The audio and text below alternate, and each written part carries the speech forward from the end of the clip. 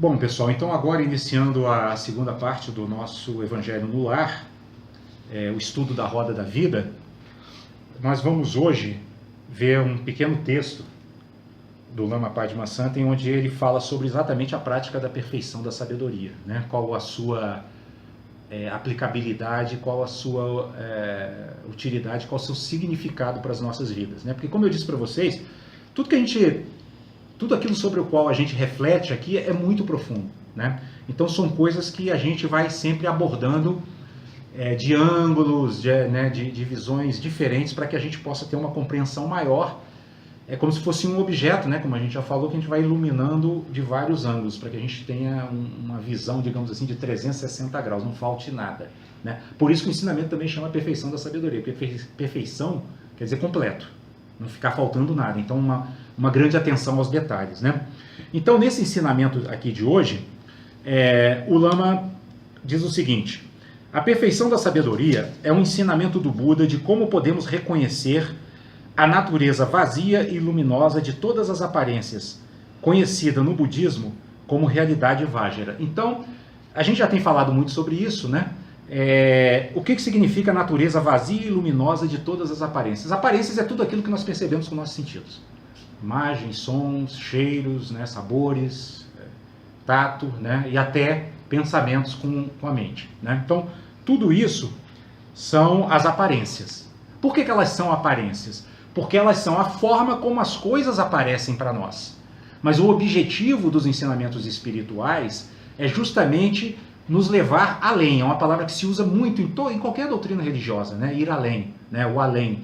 Só que esse além, como a gente já falou aqui diversas vezes, não é um além espacial. Não é um lugar, em algum lugar do universo maravilhoso. É um além da nossa percepção comum.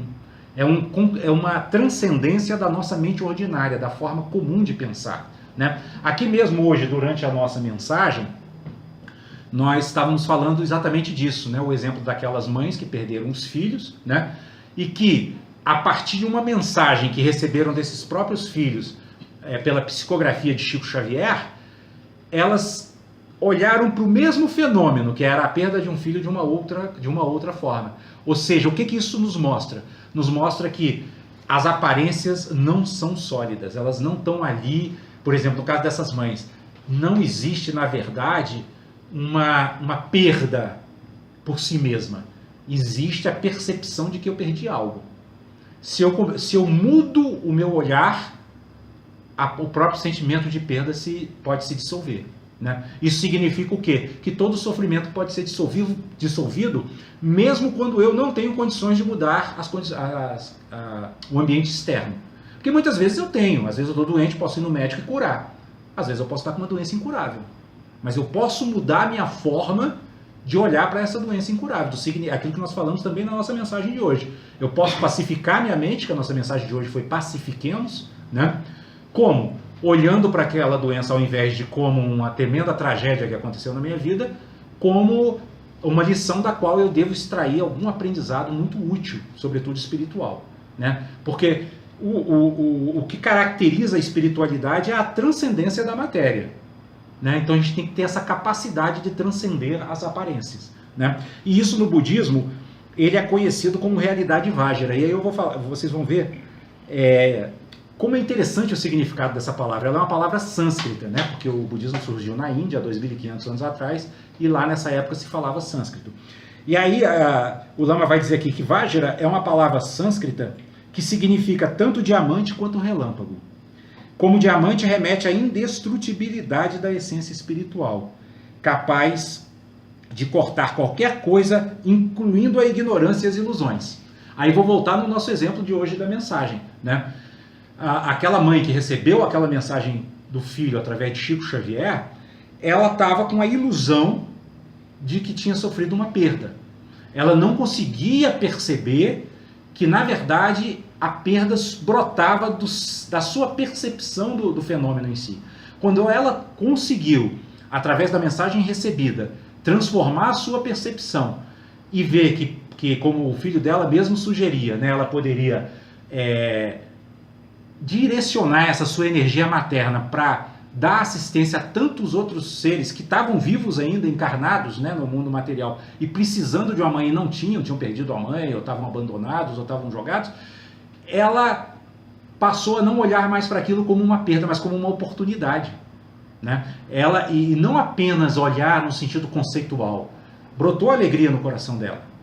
Né? A gente até comentou aqui na nossa mensagem inicial que para o mundo que ainda é muito ignorante das verdades espirituais, aquilo poderia parecer uma mãe desnaturada. Mas não era uma mãe desnaturada. Era uma mãe que superou a dor da perda de um filho, né? Transformando o sentimento de perda em oportunidade de crescimento espiritual para ela e para os seres que ela ajudava. Né? Superou a depressão, né? Superou a tristeza, né? Superou essa sensação de estar abandonada por Deus, muito pelo contrário. Ressignificou, né? Ressignificou. Hoje é uma palavra que a psicologia gosta muito de usar. Nós temos essa liberdade. Né? Já diversas vezes citamos a frase de Jesus, que eu acho que a gente tem que guardar como um mantra: conhecereis a verdade e a verdade vos libertará. Ou seja, a verdade é o que? É essa liberdade que nós temos diante dos fenômenos. Os fenômenos não nos esmagam por si mesmos.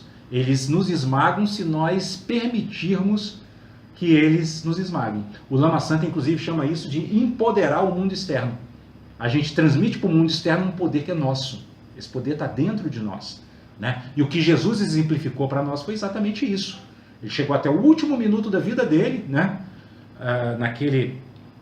Sendo injuriado, né? Sendo atacado, sendo chicoteado, e agradecendo. Obrigado, meu Pai, porque tudo está consumado. Eu vim para fazer isso e fiz. Missão cumprida. Lembra até o Tropa de Elite, só que num outro nível, né? Missão dada, missão cumprida. Né? Ou seja, nenhum obstáculo o atemorizou, o fez desviar do seu objetivo. Né? Essa foi a última frase dele. Se eu não me engano, no último suspiro, se eu não me engano. Foi o último suspiro. Obrigado, meu Pai, porque tudo está consumado. Que deveria ser a forma como a gente também deveria chegar no fim da nossa vida. Felizes de nós se conseguimos chegar assim. Né? Como Paulo de Tarso, né? Que diz assim, combati, quando ele estava também já no final da vida, combati o bom combate, encerrei a carreira, guardei a fé. Não perdi a fé. Né? Também sofreu horrores. Né? Quem não leu, recomendo ler Paulo e Estevão, um livro maravilhoso de Emmanuel que conta a vida de Paulo detalhadamente. Muito inspirador, muito inspirador. Então veja, combati o bom combate. Qual é o bom combate? É o combate ao nosso apego, é o combate ao nosso egoísmo, né? Que os espíritos dizem que é a base de todo o nosso sofrimento, ao nosso orgulho, né? A nossa raiva e etc. Né? Esse é o bom combate. Né? E ao encerrar a carreira, ou seja, ao desencarnarmos, que a gente possa ter guardado a fé, ter sido firme até o último momento. O que isso não significa ser perfeito, a gente tem falado muito isso. Nós não somos perfeitos, vamos nos equivocar, mas que a gente nunca perca a esperança de ser melhor. Né? Que a gente nunca deixe de fazer aquilo que o Mário Sérgio Cortella, que a gente cita muito aqui, eu não sei se o Boiati conhece também, né? Fazermos o melhor nas condições que temos, enquanto não temos condições melhores de fazer melhor ainda, ponto. Se eu fizer o melhor nas condições que eu tenho, estou cumprindo com o que eu vim fazer e com o que eu planejei fazer antes da minha encarnação nesse mundo. Né? Então olha que interessante. Primeiro significado de Vajra é diamante, porque o diamante, vocês já viram, quando passa no vidro assim, ó, corta. Ele corta com a maior facilidade. Então, Vajra é justamente essa nossa natureza espiritual, que no livro dos Espíritos eles chamam de centelha espiritual, que na visão budista ela é como um diamante. O que aparecer ela pode cortar. Né? Qualquer sofrimento ela pode cortar. Como esses exemplos todos que nós estamos dando aqui, ela e ainda tem essa questão da indestrutibilidade que o diamante remete. Né? O diamante é considerado uma pedra que não parece que não se desgasta. Né? Tá sempre com aquele brilho. Né, sempre com aquela luz e muito preciosa, né, de muito valor. Então ele vai dizer assim: como diamante remete à indestrutibilidade da essência espiritual, capaz de cortar qualquer coisa, incluindo a ignorância e as ilusões. Como relâmpago, que é o outro significado da palavra, aponta para a ideia de algo que ilumina velozmente, instantaneamente. Puf. Se você conectar com a natureza espiritual, imediatamente a situação fica clara. Imediatamente brota lucidez. Como o exemplo dessa mãe que eu falei. Leu a mensagem, não foi a mensagem em si que promoveu esse relâmpago nela. Foi o fato de a mensagem ter feito com que ela se conectasse com essa natureza. Aí, se conectou, bota a ideia de relâmpago assim, porque é uma luz muito intensa. nada fica oculto. Tudo fica muito claro. Né? Se realmente a gente fizer essa conexão, não vai ter nenhuma circunstância que possa nos abalar. Né? Então, como relâmpago aponta para a ideia de algo que ilumina velozmente, promovendo um esclarecimento instantâneo, não é logo depois. O Osho, que foi um mestre espiritual que viveu há algum tempo, ele comparava isso aqui com o seguinte, ele dizia, olha, consciência é assim, quando você toma consciência de uma coisa, é como se você entrasse numa sala que a luz está apagada, está tudo escuro e você toca no interruptor. Não tem um tempo para que as coisas clareiem. Na mesma hora que você ligou o interruptor, está tudo claro, você vê tudo. Por exemplo, se nós tivéssemos entrado nesse recinto aqui, totalmente escuro, a gente não veria nada. Na hora que a gente acendesse o interruptor, não teria um tempo para a gente... Imediatamente, instantaneamente, veria cadeiras, mesa, né, móvel, tal, Caio deitado aqui, a gente não tropeçaria nele, porque é isso que... Mas é isso que a palavra relâmpago remete. A gente não tropeça mais. Né? Ou se tropeça, não tomba, levanta. Né? Por quê? Porque ela remete também ao diamante e à indestrutibilidade. É uma natureza que, quando a gente está conectado com ela, ela nos concede a bênção da fé que remove montanhas, que é o capítulo 19 do Evangelho segundo o Espiritismo. A fé remove montanhas. Ele está falando da sabedoria espiritual. Sabedoria espiritual. Tem a ver com a fé e com conhecimento? A sabedoria espiritual tem a ver com fé, com conhecimento, com intuição, porque as ferramentas, você até me perguntou sobre a questão da sincronicidade do Jung, né? A razão também é uma importante ferramenta para o aprofundamento espiritual, né? E o budismo em especial, embora ele tenha várias práticas que vão muito além da razão, e que às vezes até você olha assim, nossa, caramba, que coisa é essa? Porque a nossa razão não está acostumada, né? Mas ele usa muito a razão também. É extremamente racional. E o que nós estamos fazendo aqui, doutrina espírita. Kardec sempre exaltou e colocou, até porque no século dele, século XIX, né, o positivismo surgiu com muita força e ele exalta o tempo inteiro a razão. Ele diz, olha, nem tudo a razão explica, mas aquilo que contrariar a razão assim de cara, né, tipo assim, alguém chegar para você e falar, pode pôr a mão no fogo que não queima. Não, aí eu sei que queima. Mas algumas coisas a razão não alcança. Né? Por isso existe essa palavra que a gente mencionou aqui, o além. Né, o ir além. Né? Pascal, que é um filósofo, se eu não me engano, do século XVI, ele dizia assim, que o ato mais inteligente da razão é reconhecer que existe uma infinidade de coisas que ela não alcança. Então, quando a razão chega no topo, que ela faz tudo que ela podia fazer, aí o coroamento disso, a cereja do bolo é assim, nossa, existem infinitas coisas que eu não alcanço. Aí sim a gente vai usar bem a razão. Porque o que acontece com o nosso mundo hoje? Ele acha que a razão é tudo. Então tudo aquilo que está além do racional é totalmente desvalorizado. E aí a gente está passando por isso que a gente está vendo. Sofrimentos individuais, coletivos, mundiais, guerras, tudo que você imaginar. Por quê? Porque a razão ela é muito útil, mas ela não resolve todos os problemas. Então, como relâmpago, aponta para a ideia de algo que ilumina velozmente, promovendo um esclarecimento instantâneo e uma mudança abrupta na consciência, instantânea, abrupta, né? Não tem tempo. O tempo ele existe para a razão, né? Mas para a intuição não. Né? Inclusive o Osho também diz assim, a razão é um esforço para conhecer o desconhecido e a intuição é a ocorrência do incognoscível. Incognoscível quer dizer o quê? Aquilo que não se pode conhecer. Conhecer como? Através da razão. Então o incognoscível, se a gente abre a nossa intuição, então a partir daí vem o ensinamento de Jesus. Bem-aventurados os puros de coração, porque verão a Deus. Ou seja, eu tenho que abrir meu coração. Eu tenho que tirar as impurezas que estão encobrindo, porque elas encobrem como nuvens. Os budistas tibetanos comparam, aliás, eu acho que não são só os tibetanos, os budistas em geral, comparam a nossa mente no seu estado natural com o céu azul. Né? Aí nessa mente aparecem nuvens, são os pensamentos. Aí a gente começa a achar que a nossa mente são as nuvens, mas elas não são as nuvens, elas são o céu que sempre está lá. Então aparece pensamento bom, pensamento ruim, pensamento disso, pensamento daquilo, mas esse céu amplo, esse céu mental amplo, ele está além de bem e de mal, ele está além de qualquer dualidade, ele simplesmente é esse espaço, né, onde brotam todos os nossos conceitos, impulsos, né, e que se tiver purificado, ele vai ser sempre um céu claro e aberto. O que significa o céu? O céu recebe tudo, o céu não rejeita nada. Por isso Jesus não tinha rejeição a ninguém, nem aos seus detratores. né, perdoou Judas, que o traiu, né, pediu perdão para, né, perdoai-vos, meu Pai, porque não sabem o que fazem, que eram os que estavam crucificando, porque na mente dele havia espaço para todos, independentemente de quem fosse. O mundo não era dividido entre homens de bem e criminosos. Todos são filhos de Deus, né? Ele inclusive tem uma parábola muito bonita, quando ele diz assim, qual é o pastor que conduzindo o seu rebanho, se uma ovelha se desgarra, não deixa o rebanho todinho lá, juntinho, e vai buscar a ovelha? Ele não deixa uma ovelha só. Então ele dizia que assim seria o trabalho dele aqui na Terra. Nenhum ser sob a sua tutela, como governador do planeta, vai se perder sem que ele vá lá estender a mão até resgatá-lo, o último. Então não tem essa divisão. É o quê? É o céu aberto.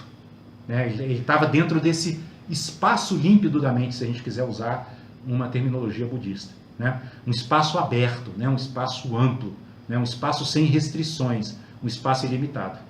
Né?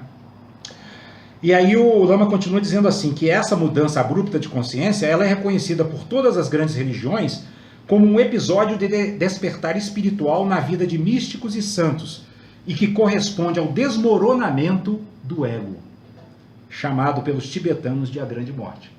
Então, olha que coisa interessante, pessoal. Essa parábola, né, que a gente está usando aqui, baseado no significado de Vajra, relâmpago, né, instantânea, essa visão instantânea, esse clarão que de repente ilumina tudo, foi o que aconteceu com Paulo de Tarso no caminho de Damasco. Né? Você lembra que ele era perseguidor dos cristãos, o primeiro grande perseguidor dos cristãos, né?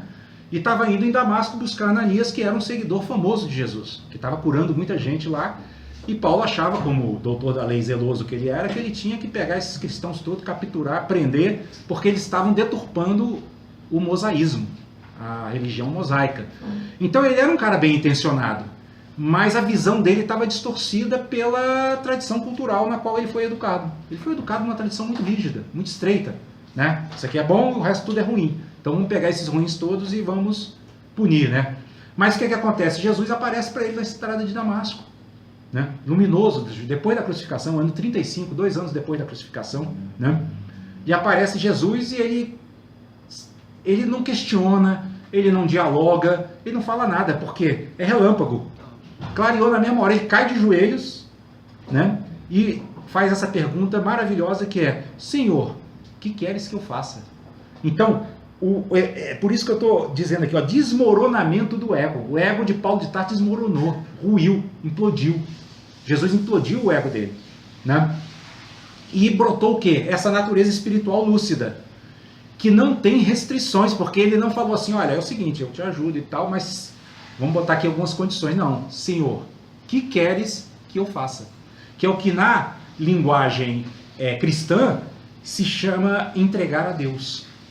Né? Ou seja, não é mais o meu ego, o meu querer, os meus desejos, os meus anseios, as minhas aspirações. É o que vier, eu lido. Né? Na linguagem popular, o que vier eu traço. Né? Digiro, não tem nada indigesto mais. Tanto é que Paulo enfrentou ali sofrimentos terríveis depois, né?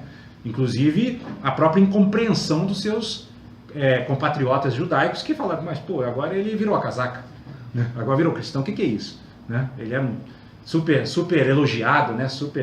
Né? E aí o Lama vai continuar dizendo assim, mas embora todos os seres tenham essa natureza primordial e estejam na mandala primordial, a dificuldade surge porque nós construímos as bolhas de realidade sem percebermos que estamos fazendo isso, ou seja, penetramos em bolhas específicas e ali dentro temos a experiência do que é chamado de samsara. Bom, samsara a gente já falou aqui várias vezes, mas como o Boiati está aqui com a gente, samsara significa, mais uma vez, esse modo confuso de operação da nossa mente, baseado no apego, baseado no egoísmo, baseado no orgulho, né, que gera toda essa condição humana que nós estamos vivendo hoje, de muita dor e aflição. Né? Então isso aqui é samsara. Então o que o Lama está dizendo aqui? Todos os seres são dotados dessa natureza Vajra, ou seja, desse relâmpago que ilumina e desse diamante que corta qualquer sofrimento e qualquer aflição. Mas o que acontece? Nós estamos presos em bolhas de realidade. Por quê? Como essa nossa natureza ela é vazia e luminosa, o que significa vazia e luminosa? Que ela pode criar a realidade do jeito como ela escolher, que é o que o Livro dos Espíritos chama de lei da liberdade.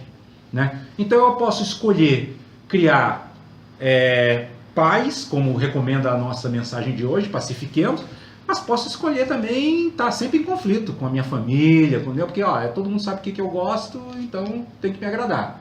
Né? Eu tenho que ser agradado por todo mundo. Ou seja, em vez de ter o espírito de serviço, eu quero ser servido. Né? Meu ego está lá forte, não desmoronou. Né? Aliás, o desmoronamento só acontece com a iluminação. Desmoronamento definitivo só com a iluminação. Né? Então, o que o Lama está dizendo é isso. A gente não percebe que a gente está dentro dessas bolhas, né? Onde a Solange até usou a palavra ressignificar, né? Os significados estão dados culturalmente, né? Então, por exemplo, se eu chegar para qualquer um de vocês ou para qualquer outra pessoa e disser assim, olha, aqui não necessariamente tem um livro, aqui na verdade tem papel, folhas, tudo junto, né, e tal. Papel não é livro, página não é livro, essa tinta pretinha que faz as letras aqui não é livro. Onde é que está o livro? E disser assim, tá na nossa mente, todo mundo, mas ficou louco, né? Porque isso aqui é um livro, é óbvio que é um livro. Mas vai para conversar com uma pessoa de uma cultura... Com os índios. Por exemplo, o que é isso aqui? Sei lá, isso é coisa de louco, né? Coisa de maluco, não sei, isso não é nada. Não é nada. Então o livro está na mente. Só que como está na mente de todos os que fazem parte da nossa coletividade, que é a bolha de realidade, a gente não percebe isso. Então a gente acha que realmente existe um livro lá fora. Aí qual é o problema disso? É que quando o sofrimento surge, eu também acho que ele é um sofrimento mesmo que existe lá fora. Né? Quando, por exemplo, no caso da morte, muitas culturas comemoram a morte. Eles comemoram. Porque para eles é uma libertação. Simples assim. Né? Mas a gente vai, qualquer um aqui vai dizer, mas como assim? Você vai comemorar a morte de Aparecida? Você ficou louco. Você é um desalmado. Né? Aí confunde isso, inclusive, com insensibilidade, com indiferença. E isso não é indiferença. Isso não é insensibilidade. Isso é lucidez. Isso é clareza. Né? Então, é um conceito fundamental da gente ter em mente, é esse de bolha de realidade. Para quê? Para que a gente não fique preso, porque é isso que nos prende. É a gente achar que esse universo cultural no qual a gente vive é real por si mesmo. É nós que damos vida para ele. Né? Se todos os seres humanos hoje dessa sociedade ocidental contemporânea resolvessem pensar diferente, o sistema ruía. Ele só não rui porque nossas mentes o sustentam. É a energia da mente que sustenta. Né? O capitalismo, por exemplo, ele é sustentado pelo quê? Pelas nossas mentes egoístas. Cada um por si, Deus por todos. Vamos ganhar dinheiro. Né? Ninguém abre uma empresa para prestar serviço. Assim, não vou dizer ninguém, tem exceções. Mas a própria palavra exceção já diz que existe uma regra. E a regra qual é? Fazer uma análise de mercado. Onde eu ganhar mais, eu vou lá. Né? E não assim, por exemplo, vou pegar minha vocação, meu talento para trazer benefício para o maior número de seres possível. Não é assim a maioria. Né? E quem é que sustenta isso? As nossas mentes. Só que qualquer um que pensar diferente é louco. É louco por quê? Porque não está pensando junto com o rebanho. Nós estamos igual... O Buda usa uma imagem muito interessante. A gente parece gado, né? Que está caminhando para o matadouro, mas como o capinzinho está verde, está todo mundo comendo, estamos achando ótimo e não estamos percebendo que estamos caminhando para o matadouro. Né? E o matadouro aí não é simplesmente a morte física, é a morte das nossas próprias perspectivas espirituais de evolução. Que a gente perde a oportunidade que a encarnação nos oferece. Né? E aí o Lama diz assim, nesta roda da vida nós usamos os elementos para construir coisas artificiais e tentamos sustentar isso de qualquer jeito, identificando-nos com aquilo que aspiramos. Né? Então, por exemplo, hoje, o sonho de toda pessoa é, por exemplo, estudar e ter um bom emprego. Né? Mas isso é uma coisa da nossa bolha de realidade, porque emprego é uma noção contemporânea também. Né? Antigamente não existia emprego, existiam ocupações. Né? Mas na Roma Antiga, na Grécia Antiga, elas tinham chamados de ofício ou qualquer outra coisa. Né? Hoje, no nosso sistema, novamente, nosso sistema econômico capitalista, a questão do emprego está tão colocada na mente das pessoas que a pessoa fica desempregada, fica deprimida. Né? Porque se carimbou isso, né? Se você não é empregado, você é desempregado. Mas a gente vê pessoas, são poucas, que vivem felizes porque transcenderam essa dualidade. Eles continuam vivendo no mundo, ajudando muitas pessoas, por oferecerem ajuda, recebem contribuições espontâneas, sem pedir, e vão vivendo. Né? Ou seja, eles mostram que é possível, dentro da bolha, viver fora da bolha. Por quê? Porque a bolha não é um lugar fora de mim, é um lugar dentro da minha mente e do meu coração, da forma como eu me posiciono diante do mundo. Né?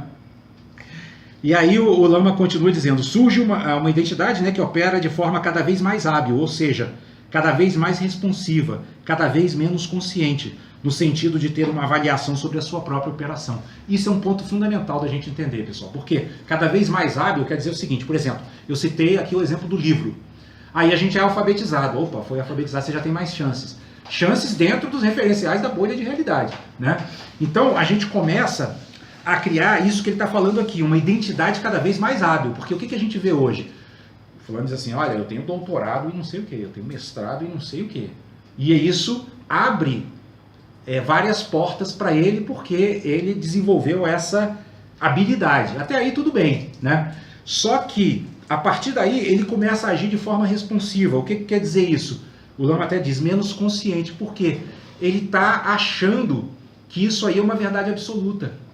E o próprio Espiritismo nos relata muitas experiências, né, de seres orgulhosos da sua sabedoria intelectual, né, da sua riqueza material, que quando desencarnam se veem assim num grande sofrimento, porque eles percebem que tudo aquilo ó, se evaporou, porque é aqueles tesouros que Jesus diz, né, que as traças roem e a ferrugem come.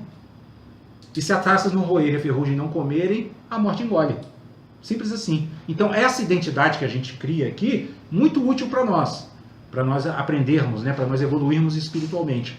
Mas a gente não pode se apegar a ela, achar que nós somos isso. Nós não somos isso. Nós somos essa natureza vágida, esse relâmpago, esse diamante, né? Isso é que nós somos. E essa natureza, ela pode criar identidades várias e cria ao longo de encarnações infinitas. Muitos de nós aqui podem ter sido qualquer outra coisa em encarnações passadas. Inclusive o Espiritismo diz que até mulher, homem, né? Podemos ter sido rei, súdito, pobre, rico. São várias identidades. Elas não são a nossa essência. Elas são manifestações da nossa essência, né? Animais também, isso não, né? Os animais, eles não têm o sentido de identidade, né? Eles estão... como é que se diz assim? Eles têm mais um instinto assim gregário. Quanto mais para trás na escala evolutiva você for, mais você vai perceber isso, né? Por exemplo, formigas, né? Abelhas, elas têm uma atividade assim, como é que eu vou dizer assim, instintiva, né? Primeiro ponto até nos seres animais mais evoluídos, você pegar, por exemplo, macacos ou cachorros, etc., né? Eles têm comportamentos assim predominantemente instintivos, né? Nós não, nós temos essa questão de desenvolver a identidade, inclusive dentro de uma cultura, né, que é uma coisa que diferencia a gente dos animais também, né? E a identidade, ela surge aí, né? A identidade é exatamente o ego. Então, o ego, na verdade, ele é um momento de evolução espiritual, né? Quando a gente passa do reino animal para o reino humano, né? A doutrina espírita explica isso. A gente se torna consciente de si mesmo.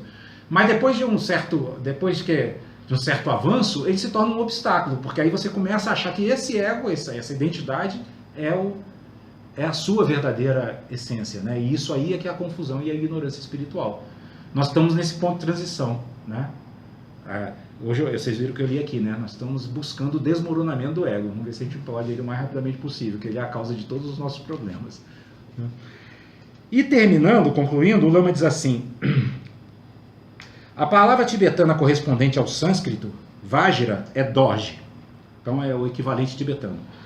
Um objeto ritual que, quando segurado na mão direita de uma deidade ou de um mestre, representa a determinação para utilizar os meios hábeis, técnicas ou métodos para a correta e decisiva aplicação da doutrina, removendo todo e qualquer impedimento que tente se opor a isso. Então, da mesma forma que na Igreja Católica a gente tem as imagens dos santos, no budismo tibetano tem também as imagens.